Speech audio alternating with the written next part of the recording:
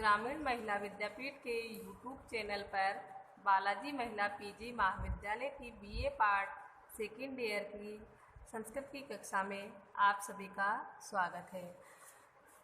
आज हमारा टॉपिक है प्रत्याहार संज्ञा। प्रत्याहार संज्ञा के बारे में जानने से पहले हमें महेश्वर सूत्रों का ज्ञान होना अति आवश्यक है। महेश्वर सूत्रों की रचना पाणिनि ने करी। पाणिनि की निरंतर शिवा आराधना से प्रसन्न होकर शिव ने डमरू बजाया था।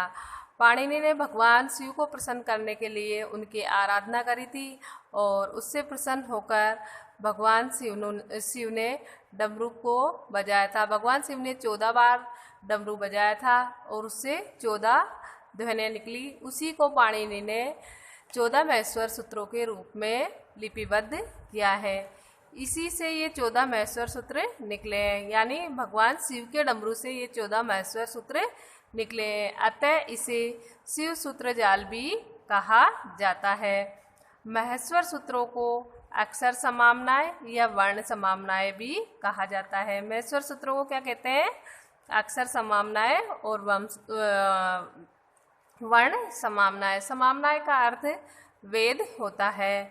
महेश्वर सूत्रों को पाणिनि सूत्र, अक्षर वेद, वर्ण वेद, प्रत्याहार सूत्र भी कहा जाता है।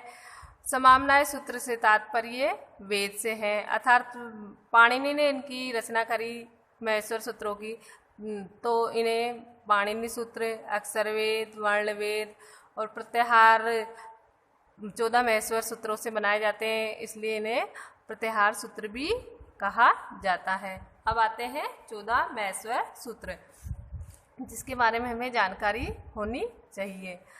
अ, ई, ऊ, ळ।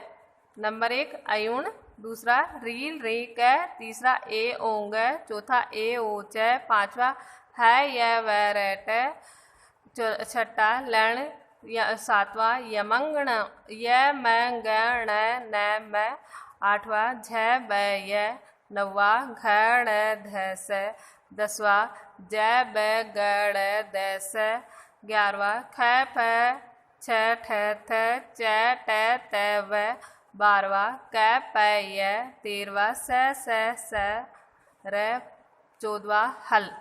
अब इन 14 महेश्वर सूत्रों में क्या क्या है, इसके बारे में हम अच्छी तरह से जानकारी प्राप्त कर लेते हैं। प्रथम 4 सूत्रों में अ, ई, उ, ण, री, री, क, ए, ओंग, ओ, ए, ओ, च, इनमें पूरे स्वर आ जाते हैं। अंतिम वर्ण की तो संज्ञा हो जाएगी जब हम प्रत्याहार बनाएंगे, जब आदि अंत्येन संहिता से अंतिम वर्ण की संज्ञा हो जाती है। आदि यानी प्रारंभ और मध्य के वर्णों को गिना जाता है और अंतिम वर्ण की संज्ञा हो जाती है।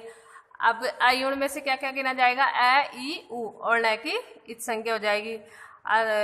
इसलिए 4 सूत्रों में पूरे स्वर आ जाते हैं। स्वर में क्या क्या आ गए? अ, ई, उ, री, री, ए, ओ, आई, ओ।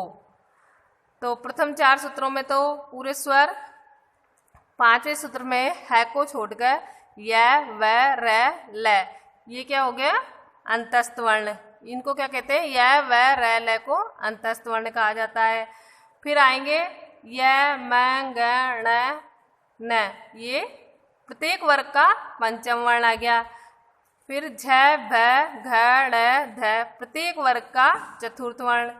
फिर आएगा ज, ब, ग, ड़, द, प्रत्येक वर्ग का तृतीय वर्ण। फिर ख, फ, छ, ठ, त, प्रत्येक वर्ग का तृतीय वर्ण। फिर आएगा च, ट, त, क, प, प्रत्येक वर्ग का तृतीय वर्ण तो 10वें से आ गया और ये द्वितीय वर्ण ख, फ, छ, ठ, थ और पहला वर्ण आ गया च, ट, त, क, प, प्रत्येक वर्ग का प्रथम वर्ण। और ये स है, इनको कहते हैं उसमें वर्ण। इस प्रकार पूरे व्यंजन है से लेकर ल में हल प्रत्याहार में पूरे व्यंजन आ गए। व्यंजनों में 33 स्वर, पूरे 33 स्वर है, जिसमें से पांचों वर्णों के पांचों वर्गों के 25 तो स्पर्श वर्ण हो गए और 4 अंतस्थ हो गए और 4 ऊष्म हो गए। इनको मिलाकर कितने हो गए? 33। महेश्वर सूत्रों में अंतिम इत संज्ञक जुड़ने पर प्रत्याहारों का निर्माण होता है। प्रत्याहारों का निर्माण कैसे होता है? अंतिम इत संज्ञक वर्ण। इत संज्ञक वर्ण किसे कहते हैं? जैसे ए, ई, उ, ण के हलंत लग रहा है तो ये क्या कहलाएगा? इत संज्ञक वर्ण। और इसमें कौन कौन से वर्ण गिने जाएंगे? ए, ई, उ की तो उ को गिना जाएगा और ण की इत संज्ञा हो जाएगी। जैसे अच प्रत्याहार बनाना है तो ऐसे लेकर अयुण के ऐसे लेकर एओज के च तक गिना जाएगा, अंतिम वर्ण की इत संज्ञा कर देंगे और इत संज्ञा के बाद जो वर्ण बचेंगे उनकी इनमें गिनती होगी।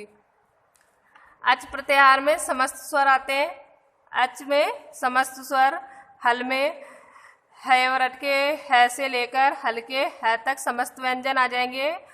और अल प्रत्याहार का मतलब है अयुण से लेकर हल तक के 14 महेश्वर सूत्र। इनको क्या कहते हैं? अल प्रत्याहार। इसमें क्या आ जाएंगे? समस्त स्वर भी आगे इसमें और व्यंजन भी आगे। जैसा कि मैंने आपको ऊपर बताया था, प्रथम 4 सूत्र यानी अच स्वर विधायक है। अच किसे कहते हैं? स्वर को। स्वर विधायक कौन से हैं? 4 सूत्र हैं। अंतिम 10 सूत्र व्यंजन हल संबंधी है। अंतिम 10 सूत्र कौन से हो गए? हल संबंधित। हल यानी व्यंजन से संबंधित। 14 में से 4 तो स्वर के हो गए और 10 किसके हो गए? व्यंजन के हो गए। महेश्वर सूत्रों में 5वें सूत्र में है को छोड़कर य, व, र, ल अंतस्थ है। य, व, र, ल मैंने बताया था। य, व, र, ल को क्या कहते हैं? अंतस्थ। यमंगणम ये पंचम वर्ण। झ, ब, घ, ड़, ध ये चतुर्थ वर्ण। ज, ब, ग, ड़, द तृतीय वर्ण। और ख, फ, छ, ठ, थ कौन सा वर्ण कहलाएगा? ये द्वितीय वर्ण। च, ट, त, क, प ये प्रथम वर्ण हो गया। स, स, है ये ऊष्म वर्ण कहलाते हैं। स, है ऊष्म वर्ण कहलाते हैं। अब स्वर कितने हो गए टोटल? स्वर किसे कहते हैं? अच को। अच कितने हैं? 9। अच प्रत्याहार आया था अयुण के ऐसे लेकर एओज के च तक। अब इसमें गिनो कितने वर्ण है? 1, 2, 3, 4, 5, 6, 7, 8, 9। तो अच यानी स्वर कितने हो गए? 9।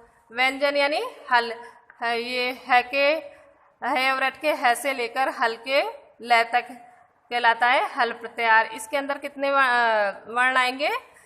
33। इसमें 4 तो य, व, र, ल ये तो अंतस्थ थे और 4 पीछे के क्या कहलाते हैं? उसमें। और 25 वर्ण कहलाएंगे पांचों वर्गों के 5-5 स्पर्श व्यंजन।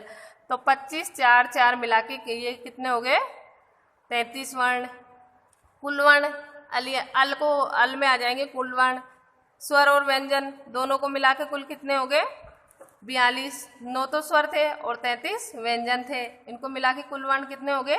42। महेश्वर सूत्रों में अंतिम वर्ण की इत संज्ञा होती है। जैसा कि मैंने आपको ऊपर बताया था, आई, ऊण, त्रिलिक, एओंग इनमें से जिसके हलंत लग रहा है अंतिम वर्ण उसकी क्या होगी? इत संज्ञा। अयुण में ण, त्रिलिक में क आदि की इत संज्ञा होती है। कुल प्रत्याहार कितने हैं? 42। कुल प्रत्याहारों कितने? जब हम प्रत्याहार बनाएंगे तो कुल कितने प्रत्याहार बनेंगे? 42। प्रत्याहारों का अर्थ, प्रत्याहार का अर्थ होता है संक्षिप्त कथन। मतलब संक्षिप्त में किसी भी बात को बतानी हो तो वो संक्षिप्त में कहना प्रत्याहार का अर्थ बताया गया है। प्रत्याहार निर्माण। प्रत्याहार के निर्माण के लिए एक सूत्र आता है आदि अंतेन संहिता। मतलब आदि का मतलब है आदि और अंत के जो वर्णों को मिला के, जो जैसे अयुण में बना था आदि और अंत का मिलाकर बीच वाले वर्णों का बोध कराता है प्रत्याहार। अंत वाले वर्ण की तो क्या हो जाती है? इत संज्ञा हो जाती है। आदि यानी प्रारंभिक और मध्य के वर्णों का इसमें बोध होता है। प्रत्याहार संज्ञा विधायक सूत्र आदि अंतेन संहिता है। प्रत्याहार निर्माण में प्रारंभिक आदि यानी प्रारंभिक वर्ण से प्रारंभ होकर अंतिम वर्ण की इत संज्ञा होती है। यानी प्रारंभिक वर्ण आएगा और मध्य के वर्णों का बोध होगा और अंतिम वर्ण की इत संज्ञा हो जाएगी। जैसे अयुण में था ए ई उ ण की तो इत संज्ञा होगी, और कौन कौन से वर्णों का बोध हुआ? ए ई उ का। जैसे अच प्रत्याहार आएगा तो अंतिम वर्णों की तो इत संज्ञा हो जाएगी, और प्रथम और बीच के वर्णों का बोध होगा। आज के लिए इतना ही, धन्यवाद।